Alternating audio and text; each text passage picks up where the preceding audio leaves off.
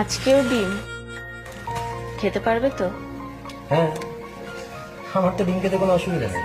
আমার ডিম খেতে দারুণ লাগে। বেশ, আমি ঝাল ঝাল করে রান্না করে দেবো।